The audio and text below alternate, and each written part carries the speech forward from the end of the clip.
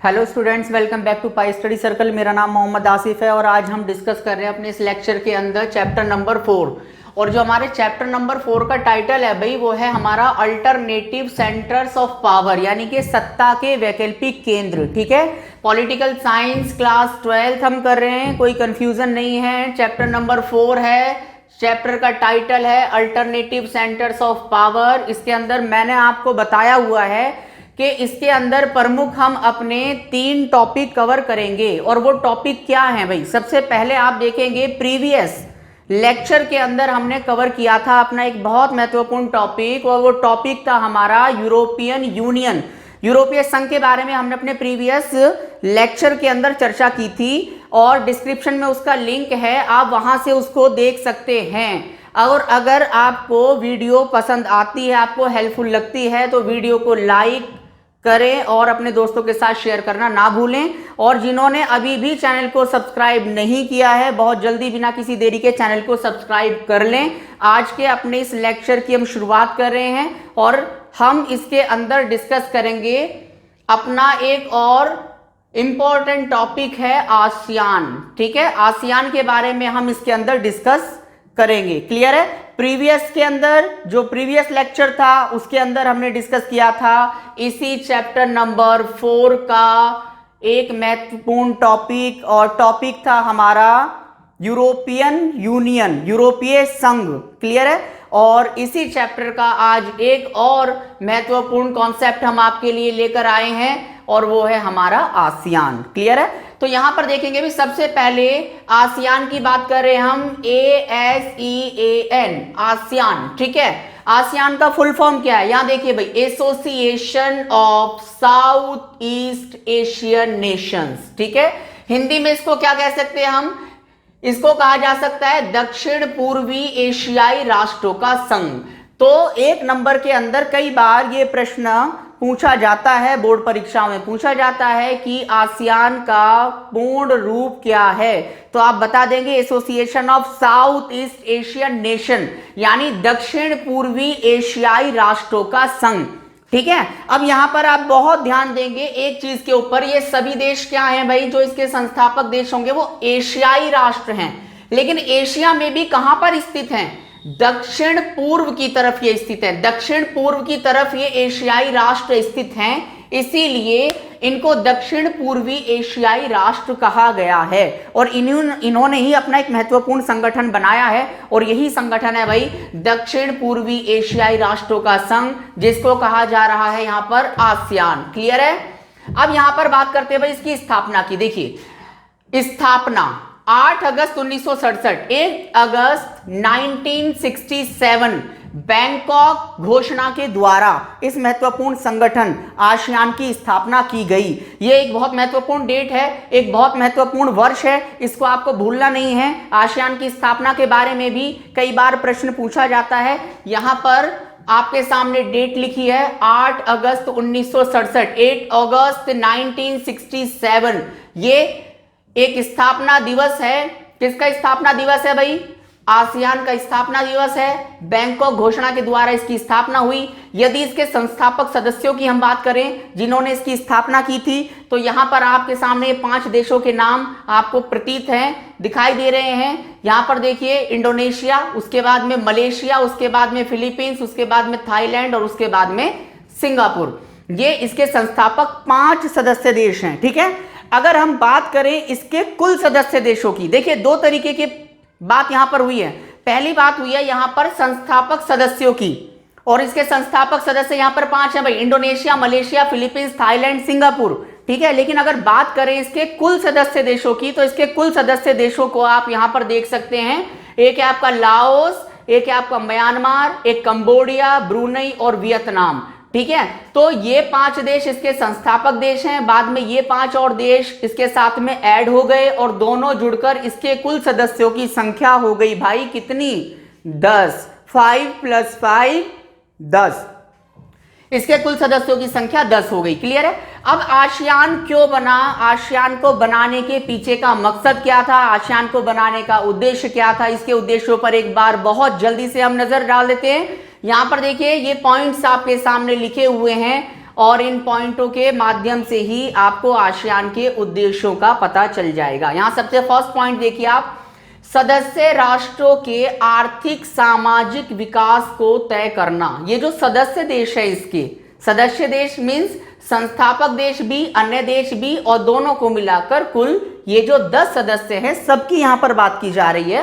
सदस्य देशों के आर्थिक विकास को तेज करना। ये जो सदस्य देश हैं, इन सदस्य देशों के आर्थिक विकास को तेज करना, ठीक है, इनके इकोनॉमिक डेवलपमेंट को और बहुत तेजी से आगे बढ़ाना है। और इसी मकसद से, इसी उद्देश्य से इस आसियान नामक महत्वपूर्ण क्षेत्रीय संगठन की स्थापना 8 अगस्त 1967 को बैंकॉक घोषणा के द्वारा की गई थी। ये इसका पहला उद्देश्य हम पढ़ चुके हैं। दूसरा देखिए भाई, सामाजिक सांस्कृतिक विकास को हासिल करना। इन सभी सदस्य देशों के सामाजिक और सांस्कृतिक विकास को बढ़ाना, उसमें वृद्धि करना और उस विकास को हासिल करना, ये इसका दूसरा महत्वपूर्ण लक्ष्य कह सकते हैं या उद्देश्य कह सकते हैं। इसके बाद में देखिए, क्षेत्रीय शांति व स्थायित्व को बढ़ावा देना, ये इसका एक तीसरा और अन्य महत्वपूर्ण उद्देश्य है। तो ये 3 उद्देश्य आपने आसियान के यहां पर आज के इस लेक्चर के अंदर डिस्कस किए हैं। सबसे पहला सदस्य राष्ट्रों के आर्थिक विकास की बात हुई है, दूसरे में सामाजिक सांस्कृतिक विकास को हासिल करना और तीसरे में क्षेत्रीय शांति और स्थायित्व को बढ़ावा देने की बात हुई है। तो यहां पर हम भाई आसियान के प्रमुख उद्देश्यों पर भी चर्चा कर चुके हैं। एक और टॉपिक आपके सामने इसमें आ रहा है, आसियान शैली, ठीक है।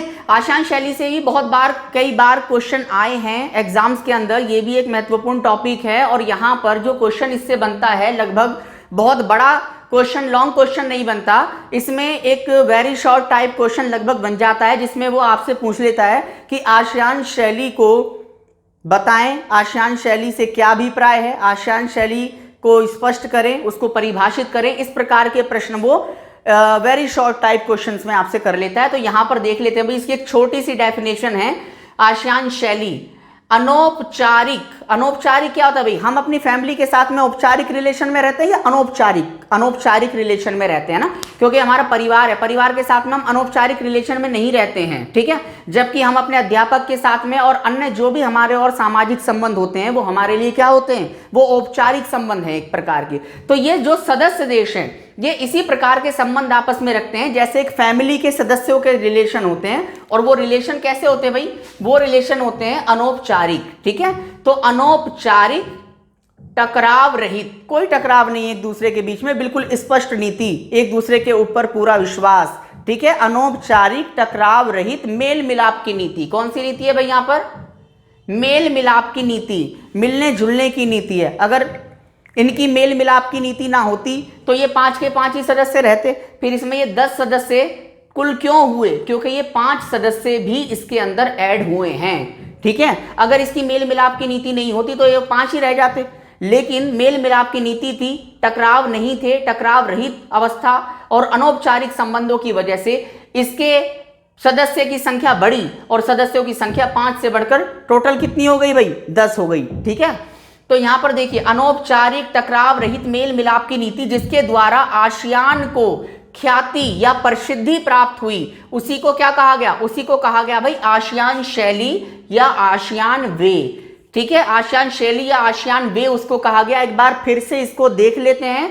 अनौपचारिक, टकराव रहित, मेल मिलाप की नीति जिसके द्वारा आसियान को प्रसिद्धि प्राप्त हुई या आसियान को ख्याति प्राप्त हुई, उसी को आसियान शैली या आसियान वे कहा जाता है। क्लियर है, ये वाला पोर्शन आपको समझ में आया होगा। अब हम अपने अगले पोर्शन की तरफ बढ़ते हैं। यहां पर हमारा लिखा है भाई आसियान के 3 प्रमुख स्तंभ। स्तंभ क्या होते हैं भाई, पिलर, ठीक है।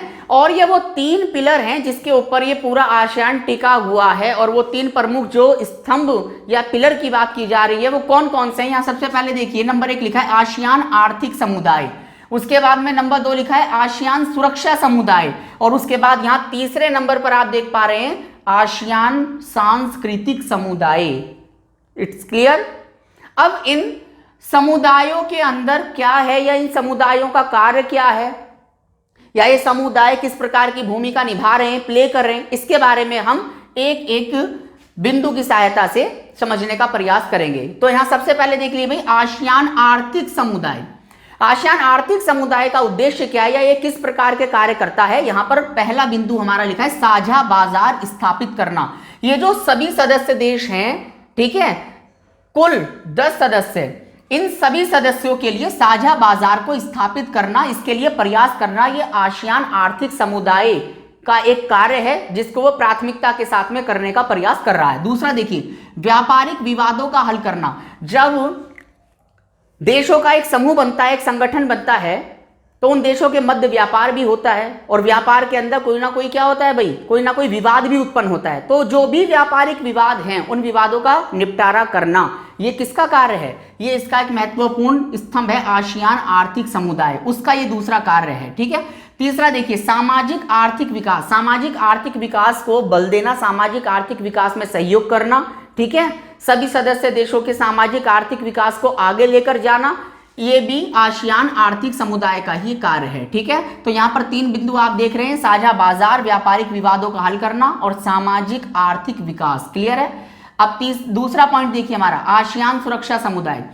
जो आसियान सुरक्षा समुदाय है, इसके अंदर क्या है भाई? इसके अंदर है क्षेत्रीय विवादों को सैन्य टकरावों तक ना ले जाना। अगर सदस्य देशों के बीच में कोई विवाद है भी, ठीक है, कई बार क्षेत्रीय स्तर पर भी कोई ना कोई देशों के मध्य विवाद उत्पन्न हो जाता है, ठीक है, और ये स्वाभाविक है, समझ रहे हैं? तो जब अगर किसी सदस्य देश के बीच में किसी अन्य सदस्य देश के साथ में कोई विवाद है, कोई भी क्षेत्रीय विवाद हो सकता है, सीमा को लेकर, जल संधि को लेकर, है ना, भूमि संधि को लेकर, व्यापारिक लेन देन को लेकर अनेक प्रकार के विवाद उत्पन्न हो जाते हैं।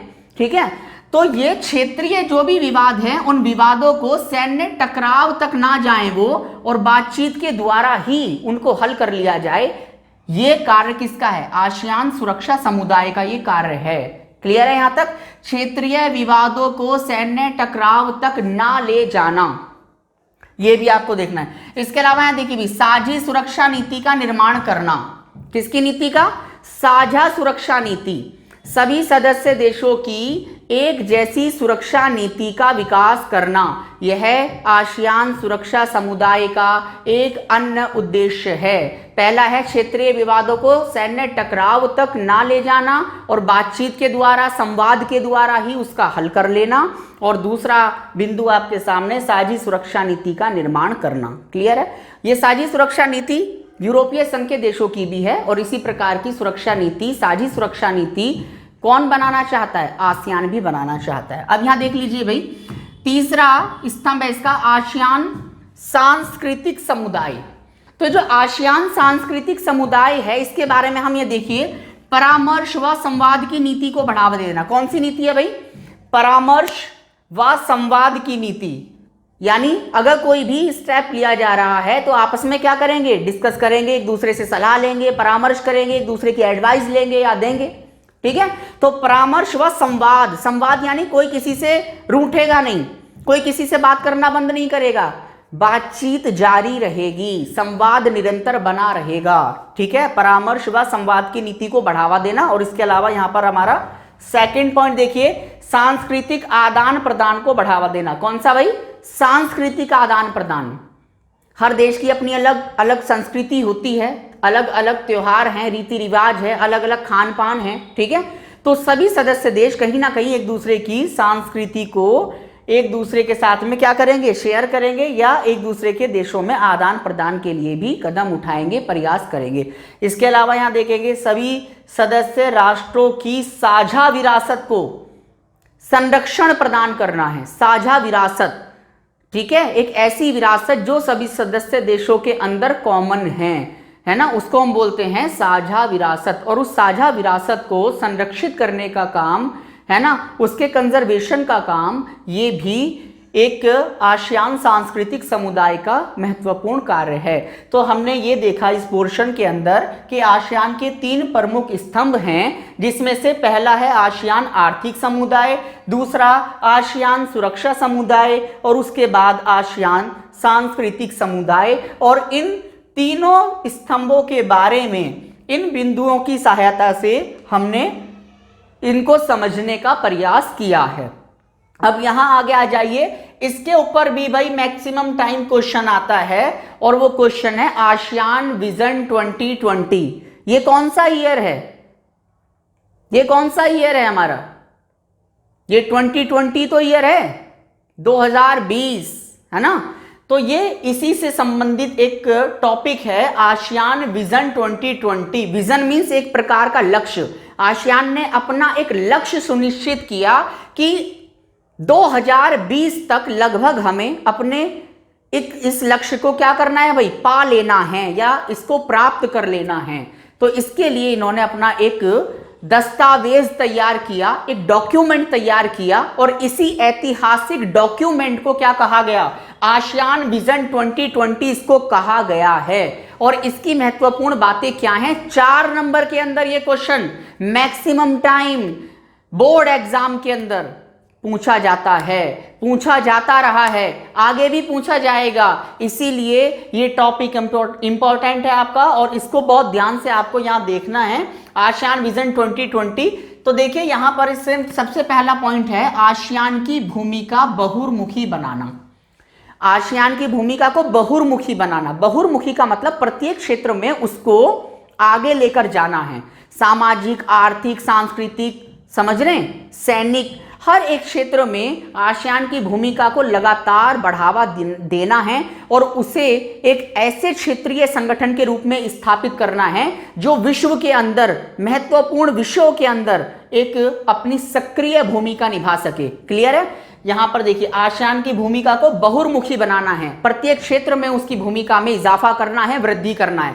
दूसरा, आर्थिक एकीकरण और व्यापारिक उदारीकरण को बढ़ावा देना है। आर्थिक एकीकरण, आर्थिक एकीकरण यानी कि इसमें एक ये कल्पना शामिल है कि सभी सदस्य देशों की मुद्रा एक हो जाए और सभी के लिए एक साझा बाजार स्थापित हो। तो ऐसी व्यवस्था के लिए शब्द आया यहां आर्थिक एकीकरण व व्यापारिक उदारीकरण। प्रत्येक देश जो भी प्रतिबंध लगाता है आयात पर और निर्यात पर, हर प्रकार का वो प्रतिबंध समाप्त होना चाहिए। प्रत्येक सदस्य देश की कोई भी कंपनी, ठीक है, किसी भी देश में जाकर व्यापार करे, निर्माण करे, उत्पादन करे, ठीक है। तो इस प्रकार की व्यवस्था के लिए शब्द आया है व्यापारिक उदारीकरण। ठीक है, आर्थिक एकीकरण व व्यापारिक उदारीकरण को बढ़ावा देना, यह भी आसियान विजन 2020 का एक लक्ष्य है। इसके अलावा यहां देखिए आसियान विजन 2020 की संकल्पना के अनुसार ही, ठीक है, आसियान के 3 प्रमुख स्तंभों की रचना की गई थी या उनका निर्माण किया गया था। यहां पर एक बार फिर इस पॉइंट को देखेंगे, आसियान विजन 2020 की संकल्पना के अनुसार ही आसियान के 3 प्रमुख स्तंभों की स्थापना की गई। कितने प्रमुख?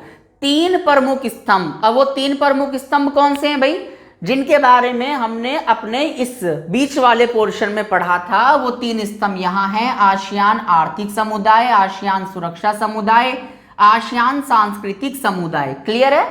तो इन तीनों स्तंभों की स्थापना भी इसी आसियान विजन 2020 जो ऐतिहासिक दस्तावेज है उसी संकल्पना के आधार पर हुई है। अब यहां आ जाइए भाई, आसियान तथा भारत। क्लियर है? आसियान और भारत के संबंधों के विषय में थोड़ा सा इसमें प्रकाश डाला जाएगा। ठीक है, कोशिश की जाएगी कि आसियान जो क्षेत्रीय संगठन है उसके और भारत के मध्य किस प्रकार के संबंध रहे हैं। देखिए, ये संगठन 1967 में अपने अस्तित्व में आया था, 8 अगस्त 1967, जैसे मैंने अभी आपको बताया भी है। ठीक है, लेकिन भारत के प्रारंभिक समय में अगर आप देखेंगे तो आसियान के साथ में ना इतना अधिक जुड़ाव था और ना भारत ने इस क्षेत्रीय उभरते हुए संगठन की तरफ इतना ज्यादा फोकस दिया था या ध्यान दिया था। लेकिन जब हमने उदारीकरण की नीति को अपनाया, लिबरलाइजेशन की नीति को 1991 में हमने एडॉप्ट किया, इंडिया ने एडॉप्ट किया, तब भारत ने 1991 में इन्हीं, क्योंकि ये जो देश हैं ये भारत से किस तरफ पड़ते हैं भाई, पूरब की ओर पड़ते हैं। ये जितने भी आप देख रहे हैं ये सदस्य देश हैं, ये वाले हों या ये वाले, ये 10 सदस्य देश अगर आप लोकेशन के हिसाब से देखेंगे तो भारत से किस ओर है, पूरब की ओर हैं। ठीक है, तो भारत ने 1991 में एक नीति अपनी बनाई थी इसी आसियान के सदस्यों के साथ में संबंधों को मजबूत बनाने के लिए, इनके साथ में संबंधों को और ज्यादा प्रगाढ़ बनाने के लिए ये हमने एक नीति अपनाई थी हमारी सरकार ने 1991 में, पूरब की ओर चलो की नीति। कौन सी नीति थी भाई? पूरब की ओर चलो नीति, ये नीति अपनाई। अच्छा, दूसरा यहां पर देख लीजिए, भारत ने आसियान के 2 सदस्य देश, कौन कौन से यहां पर, एक तो सिंगापुर है और एक है थाईलैंड। इसको हम यहां भी देख सकते हैं, ये 2 देश सिंगापुर और थाईलैंड, इनके साथ में मुक्त व्यापार समझौते पर भी भारत ने हस्ताक्षर किए हैं। ठीक है, इसके अलावा यहां पर देखेंगे, थर्ड पॉइंट है हमारा, आसियान, भारत ने आसियान के राष्ट्र अध्यक्षों को, राष्ट्र अध्यक्ष यानी जो इनके यहाँ के शासक हैं, राष्ट्रपति या प्रधानमंत्री, भारत ने आसियान के राष्ट्र अध्यक्षों को गणतंत्र दिवस समारोह में बतौर अतिथि शामिल भी किया। कब किया भाई? यहां देखिए 2018 में, सन 2018 का गणतंत्र दिवस समारोह जब भारत में मनाया गया 26 जनवरी को, तो हमने अपने यहाँ मुख्य अतिथि के रूप में आसियान के जो 10 राष्ट्र हैं, इन 10 राष्ट्रों के राष्ट्र अध्यक्ष, राष्ट्रपति और प्रधानमंत्रियों को अपने यहाँ पर बतौर मुख्य अतिथि अपने कार्यक्रम में आमंत्रित किया और वो यहाँ हमारे यहाँ पर आए भी थे। ठीक है, अगला पॉइंट देखिए, भारत सरकार ने एक्ट ईस्ट पॉलिसी भी लागू की है। ठीक है, जब हमारे यहाँ एनडीए की सरकार आई है, नरेंद्र मोदी सरकार आई है, तो इन आसियान सदस्य राष्ट्रों के साथ में संबंधों को मजबूती प्रदान करने के उद्देश्य से एक्ट ईस्ट पॉलिसी भी लागू की गई है। तो एक बार इस लेक्चर के अंदर हमने क्या किया है, बहुत जल्दी से हम एक बार फिर दोबारा से इसको रिवाइज करेंगे थोड़ा। यहां पर देखिए, सबसे पहले भाई हमारा चैप्टर नंबर 4 का टॉपिक है ये, और टॉपिक क्या है भाई हमारा? आसियान। फुल फॉर्म है association of south east Asian nation, यानी दक्षिण पूर्वी एशियाई राष्ट्रों का संघ। स्थापना हुई थी 8 अगस्त 1967 को बैंकॉक घोषणा के द्वारा। संस्थापक इसके 5 देश थे, इंडोनेशिया, मलेशिया, फिलीपींस, थाईलैंड और सिंगापुर। 5 और देश बाद में इसमें जुड़ गए। वो 5 देश थे लाओस, म्यांमार, कंबोडिया, ब्रुनई और वियतनाम। कुल सदस्यों की संख्या 5 से बढ़कर कितनी हो गई? 10। आसियान के उद्देश्य बताए। आसियान शैली क्या है, जिसको आसियान वे भी कहा जाता है, वो आपके सामने लिखा है। अनौपचारिक, टकराव रहित, मेल मिलाप की नीति है ना, जिससे आसियान को ख्याति मिली या प्रसिद्धि मिली, उसको आसियान वे या आसियान शैली कहा जाता है। इसके अलावा आसियान के 3 प्रमुख स्तंभ हैं। सबसे पहले आसियान आर्थिक समुदाय, उसके बाद आसियान सुरक्षा समुदाय, उसके बाद में आसियान सांस्कृतिक समुदाय। ये 3 प्रमुख इसके स्तंभ हैं। ठीक है, इसके बाद में हमने देखा आसियान विजन 2020 एक महत्वपूर्ण ऐतिहासिक दस्तावेज है, और इसमें 2020 तक के लक्ष्यों को पाने की बात की गई है, और वो लक्ष्य क्या पाने हैं ये आपके सामने बिंदुओं में लिखे हैं। इसके बाद में भारत और आसियान की यदि हम बात करें, तो लगातार भारत और आसियान के संबंधों में मजबूती आई है।